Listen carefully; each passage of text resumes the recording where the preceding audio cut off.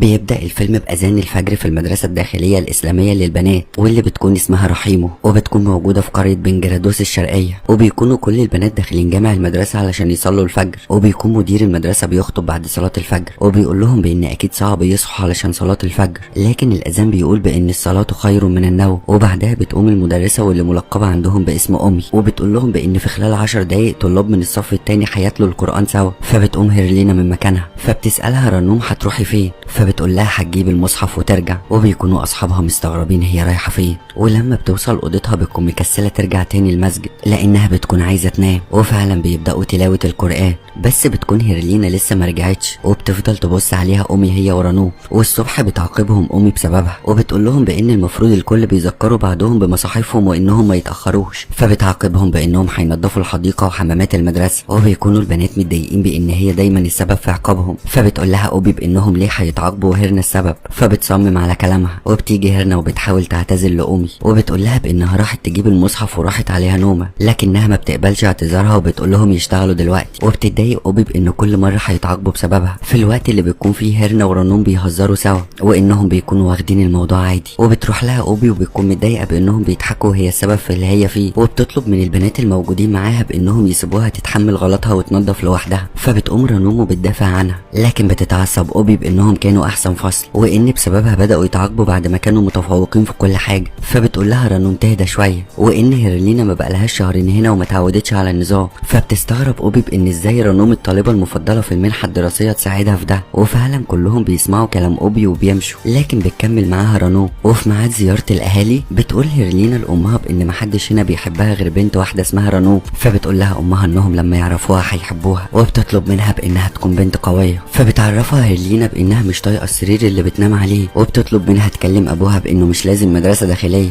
فبتعرفها امها دماغ ابوها، لكن لما بتشوف بنتها زعلانه بتقول لها بانها هتحاول تتكلم مع ابوها تاني. وبنشوف بان ابو اوبي بيزعق لها لانها كل شويه تتعاقب وانها ممكن تطرد. فبتتضايق اوبي اكتر من هيرلينا، ولما بتروح ديوي بتقعد تتكلم مع ابوها السيد سبات، وبتوصله سلام هيرلينا بانها مفتقداهم. فبيسالها ان كانت بقت مطيعه ولا لا، فبتقول له بانها بقت احسن كتير هناك لكنها مش مرتاحه. فبيعرفها ثباته بان ما بقالهاش شهر هناك ومش معقول تقدر تحكم بانها مش مرتاحه. وبيقفل الكلام بانها مش هترجع البيت بمزاجها، وبيقول لامها بانها اكيد لحد دلوقتي ما بتقدرش تقرا القران بشكل احسن لانها بتحتاج للانضباط. وبنرجع مع رنوم وهي بتعرف هيرلينا بانها هتروح درس القران، وبتسالها لو حابه تيجي معاها فبتوافق. فبتعرفها بانها هتستناها في مكان الوضوء، فبتقوم تجهز نفسها، لكن بتلاقي اوبي والشله داخلين عليها وبيضربوها وبيرخموا عليها لانها بالنسبه لهم حاجه مزعجه في صفهم. ولما بتحاول تجري بيمسكوها، فبتقع وبتتلسع من المكوى، وبتحاول تلسعها اوبي لكن بتهرب. فبيجروا وراها وبيحاولوا يمسكوها قبل ما تقول للامي عليهم، وبتكون خلاص قربت توصل للمسجد، لكن بيمسكوها وبتحس رنوم بان في حد بيناديها، لكن بياخدوها وبيكملوا عليها، لكن بتقدر تجري منهم بس بتقع على الطريق وبتخبطها عربيه. وبيجري ثابته على المستشفى وما بيقفش لحد من المدرسه، وبيدخل على بنته وبيشوف ان في ايديها اصل حاجه حصلت لها، وبيخرج يتخانق معاهم بان بنته كان بيحصل لها حاجه جوه المدرسه، وان على ايديها حرق واكيد حد عمل لها حاجه. ولما بيحاول مدير المدرسه يعتذر له بانهم غفلوا على انهم يطمنوا على هيرلينا، بيقول لهم يمشوا لانه حط بنته في مدرسه داخليه علشان تكون افضل مش علشان تتاذي او تتخوف.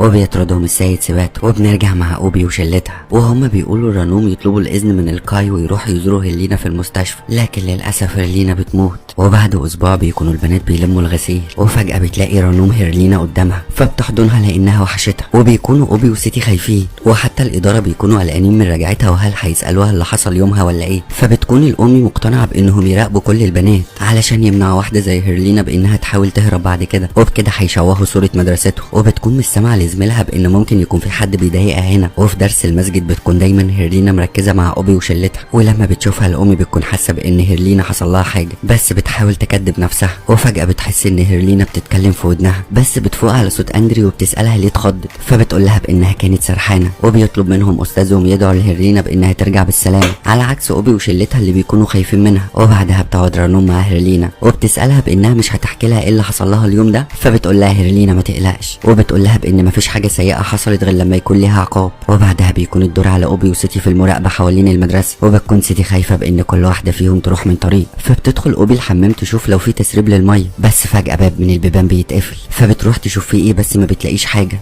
بتخرج وهي بتلف حوالين الحمام، فبتلاقي سيتي واقفه متمسمره مكانها، واول ما بتناديها بتدخل اوضه، فبتروح وراها اوبي وبتلاقيها واقفه في نفس الاوضه اللي ضربوا فيها هيرلينا وما بتردش عليها. لكن فجاه بتلف سيتي وبيكون شكلها مخيف، وفجاه بتمسك ايد اوبي وبتقول لها السلام عليكم، فبتخاف اوبي وبتجري على الامي ايو او اندري، لكن محدش بيرد ولا حتى استاذ جاني ولا جعفر بيردوا عليها. بس فجاه بتلف وبتلاقي سيتي وراها، وبتكون بتقول نفس الكلام اللي كان بيقوله استاذ جاني في الدرس، بان عقوبه الجريمه بانك تعمل فيهم نفس الجريمه، وبيتغير شكلها لهيرلين. لكن بيخرج استاذ جاني وبيلحقها، لكنها بتزقه وبتنزل وراها، لكن بيقدر يمسكها وبيقرأ عليها، وبيحصل مواجهه ما بين الاستاذ جاني والشيطان، وبيحاول يعرف هو مين، فبيقول له انا الشيطان عدو امه محمد المنافقين، لكن بيقدر جاني يتغلب عليه. وبعدها بتحكي اوبي لديلا بانها خايفه لان اللي شافته ما كانش وش سيتي وكانت هيرلينا، وبتبدا اوبي تكون بوش هيرلينا، وبتفضل تصرخ في وش رانوم وديلا وسيتي بانهم يبعدوا عنها، فبتطلب من الام بانها تبعد لان دي مش سيتي دي هيرلينا، لكن بتحاول الام اندري تهديها. وبنرجع مع رانوم وهي بتقرا قران، فبتيجي هيرلينا تكمل مكان ما وقفت في الايه، فبتتصدم رانوم لانها كان عندها صعوبه في قراءه القران، وبتفرح بانها قدرت تقرا بطريقه صحيحه، وبيبداوا يقراوا ورا بعض.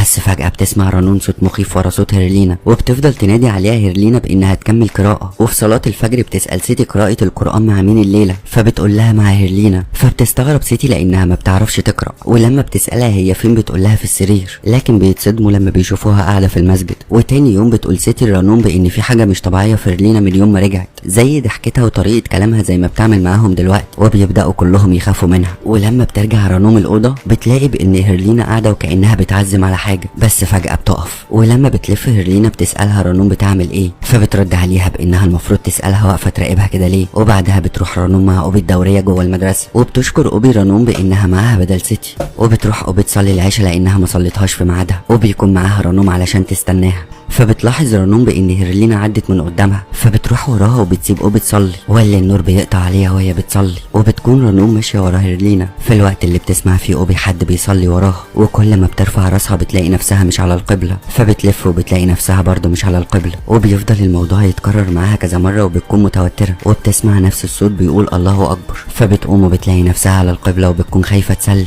بس بتلاقي هيرلينا في وشها في التسليمه التانيه، فبتجري رانوم على صوت صرختها، وبتلاقيها ساجده عكس القبله وميته بطريقه مخيفه. وفي صلاه الجنازه بيبان بان هيرلينا بتصلي معاهم شكل مش اكتر، وبتكون مبسوطه من اللي حصل. وتاني يوم بتسال رانوم هيرلينا كانت فين بالليل، فبتقول لها بانها كانت في الاوضه، لكن بتعرفها رانوم بانها شافتها في الحديقه، لكن بتاكد لها هيرلينا بانها كانت في اوضتها وبتحضنها. فبيشوفوها ديلي وسيتي وبيطلعوا عندها، وبتقول سيتي لرانوم بان اوبي دلوقتي ما بقتش موجوده، وبتقول لها بانها تقدر ترجع لاوضتها معاهم من تاني، فبتوافق رانوم. في الوقت اللي بيتخانق في جاني مع الامي ايوه، وبيقول لها بانهم لازم يعرفوا اهل اوبي بانها ماتت ازاي، لان وفاتها غير طبيعيه وان كلهم شافوا كده. لكن بتكون معترضه ايوب، وبتقول له بانهم هيعرفوهم حاجه هم مش عارفين ايه هي، وبتقول له كمان بانهم لازم يتاكدوا الاول علشان ما يتعرضوش للاضطهاد. لكن بيقول لها جاني بانه بيحاول يحافظ على سمعه المدرسه، فبتتفق الامي اندري مع جاني، فبتقول لهم ايوب انهم ليه هيعملوا قصه عن حاجه مش فاهمينها، وبتسالهم ليه كمان عايزين يبعتوا الطالبات بيوتهم. فبيعرفها جاني بان رجوع البنات بيوتهم هيكون افضل وسيله يحافظوا بيها عليهم من شيء مجهول. فبيقول له الاستاذ جعفر بانه هيعرف قايه. ولما بتدخل رانوم الاوضه بتتخانق ديلا مع رانوم، وبتقول لها بانها سابت اوبي لوحدها، وبتزعق كمان لسيتي بانها تخرج بره الموضوع، وبتحمل رانوم الذنب بانها لو كانت فضلت مع اوبي كانت هتكون ما بينهم دلوقتي. فبتقول لها ان الحق عليها، لكن هي اخر واحده شافتها عايشه واول واحده شافتها ميته. فبتقول لهم سيتي يهدوا ان كلنا في عداد المفقودين، وانها كمان مش عايزه تخسر واحده فيهم. وبالليل بتكون رانوم مش جاي لها نوم، ولما بتحاول تنام بتلاقي نفسها فوقيها سرير، وبتكون هي اصلا كانت نايمه في الدور اللي فوق. بس فجاه بتلاقي رجل هيرلينا وبتسالها مش جاي لها نوم ليه، فبتنزل هيرلينا وبتلف رانوم وشها وبتلاقيها خرجت، فبتقوم وراها رانوم. وبنرجع مع سيتي اللي بتاخد بالها بان رانوم مش في سريرها، فبتصحي ديلا تقول لها، فبيقوموا كلهم يدوروا عليها. ولما بيدخلوا اوضه هيرلينا ما بيلاقوش حد جوه، وبتكون رانوم ماشيه ورا هيرلينا، وفجاه بتختفي سيتي من جنب ديلا وبتفضل تنادي عليها، بس بتسمع صوت بيقول لها السلام عليكم ديلا. ولما بتحاول تخرج بتلاقي هيرلينا بشكل مخيف قدامها، فبتصرخ وبتفوق على صوت رانوم، واللي بتعرفها بانها مش لاقيه سيتي، فبتقول لها بانها هتروح تدور عليها وهي تروح تنادي الاستاذ جاني. وبتكون سيتي بتدور عليهم، بس فجاه البطاريه بتطفي منها، وبتسمع صوت بيقول لها السلام عليكم سيتي، فبتخاف سيتي من اللي بتسمعه. وفجاه بتلاقي هيرلينا وراها، فبتخاف سيتي وبتجري، وما بتلاقيش غير المسجد، فبتطلع تجري وبتلاقيهم بيصلوا. لكن فجاه بتلاقي الله اكبر بتتكرر وبيصلوا بشكل سريع، وفجاه كلهم بيبصوا لها وبيطير لبس الصلاه على وشها. وبتيجي رانوم وبتحاول تفوقها، وبتاخدها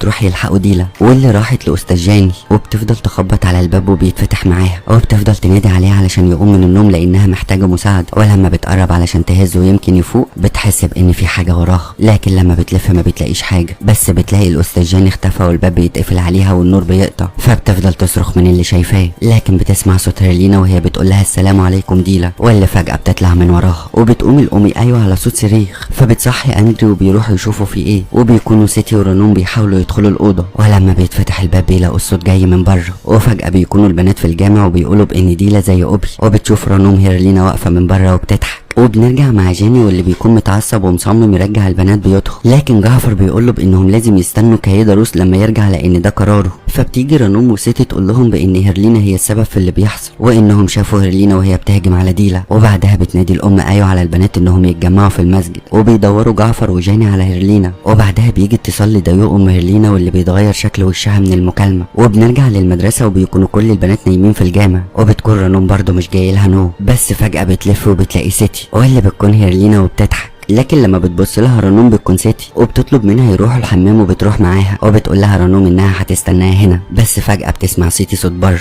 وفجأة بتعدي سيتي من ورا رنوم واللي بتتفاجئ بيها وبتجري وراها، بس بتقف فجأة. لكن قبل ما تلمسها رنوم بتلاقي سيتي جاية من وراها وبتتفاجئ بانها هيرلينا. فبيجروا وبيتعبوا من الجري فبيقفوا، بس فجأة بتمسك هيرلينا سيتي وبتحاول رنوم بانها ما تاخدهاش. لكن بيجي الاستاذ جاني وجعفر وبينقذوها في الوقت اللي بيوصلوا فيه ديوي والسيد سابيتو للمدرسة. وبعدها بيواجه الاستاذ جاني الجن وبيطلب منه يغادر جسدها، فبيرد الجن بانه جن مسلم وانه مش هيخرج غير لما يعاقب الاشرار دي. وبيقول نفس كلام الاستاذ جاني فمن عفا واصلح فاجره على الله انه لا يحب الظالمين. فبيقول له يخرج بدل ما يخرجه بكلام الله. فبيرد عليه الجن وبيقول له يجرب. فبيبدا يقرا جاني وبيقرا مع الجن وما بيخرجش. فبيقول الجن يا ايها الذين امنوا لا تتبعوا خطوات الشيطان فانه يامركم بالفحشاء والمنكر. وبتختفي هيرلينا وبتظهر تاني، بس بتيجي امها وبيحاول جاني يقول لها بانها مش هيرلينا، لكن بتروح عندها وبتحاول تكلمها بس بتزق ايديها هيرلينا. وبنرجع بالاحداث لما سيباتو رجع البيت وانه شاف اثار غريبه على العربيه. ولما سال مراته قالت له بانها خبطت في كوم خشب على الطريق، ووقتها كانت رايحه تودي لهيرلينا ملايات في المدرسه، وبتطلع هي اللي خبطتها يوم ما كانوا بيجروا وراها. بس بتكون ما خدتش بالها بانها خبطت هيرلينا لانها وقتها ما كانتش مركزه. وبنرجع مع هيرلينا واللي بتشد امها وبتختفي في الغابه وبترجع ميته، لكن بيمسك جعفر وجاني هيرلينا بس بتزقهم وبتجري علشان تروح لسيتي ورنوم. فبيمسكها كايداروس وبيقرا عليها، وبيكون الموضوع صعب وبيكون سيباتو شايف اللي بيحصل. وبيفتكر يوم ما ماتت هيرلينا وانه طلب من الدكتور وقتها بانه ما يعرفش حد بموتها ولا حتى امها لانها مش مستعده للخبر ده. وبعدها بياخد بنته وبيروح لشخص وبيطلب منه يعمل اي حاجه بس تقوم من تاني. فبيقول له الشخص ده بان قرينها هياخد حقها، وبيبعد سيباتو نفسه وبيحذره انه ما ينفعش ينسحب غير لما ينهي المهمه. وبيكون سيباتو ضحك على ديو بانها بقت احسن ورجعت للمدرسه لانها عندهم في الطب البديل وهتقدر تكون احسن هناك. وبيدق حاجه اداها له الراجل في هيرلينا، وعلشان يوقف سيباتو كل ده بيروح يشيله منها. وبعدها بيعرفهم داروس بان كل شخص من نسل ادم هيتم اغراءه واقناعه بارتكاب الاخطاء، وان معظمهم هيقع في الفخ ده الا المتطهرين والصادقين. وبعدها بيكون سيباتو حزين على مراته وبنته، بس بيخبط الباب وبيلاقي الراجل اللي عمل له الاتفاق، وبيقول له بانه حذره بانه ما ينفعش ينسحب قبل انتهاء المهمه. وبيختفي الراجل وبتظهر دايو بتقول له السلام عليكم سيباتو، وبتكون دي نهايه كل واحد بعد عن طريق ربنا.